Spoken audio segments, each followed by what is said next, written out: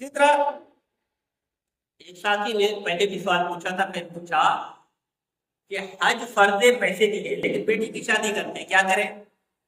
جب حج فرض ہو جائے تو فرض کو پہلے ادا کرنا ہوگا۔ بیٹی کی شادی آپ پہلے بھی کر سکتے تھے، بعد میں بھی کر سکتے تھے، لیکن حج فرض ہو گیا، اب آپ کو حج کرنا پڑے گا۔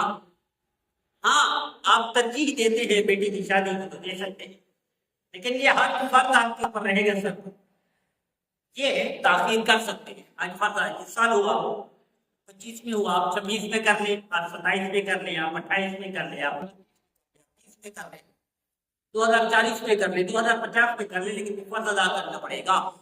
نہیں کیا تو مجرم نہیں، گنہگار نہیں۔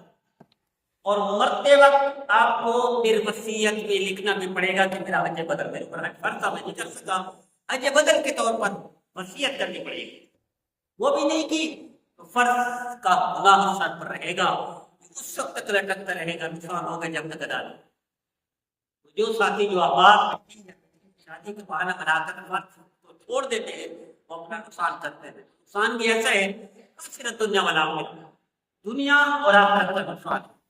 اللہ ہم سب کو ہر فرمان پر، شریعت کے 100% ہر چیز کی روح پر عمل کرنے کے لیے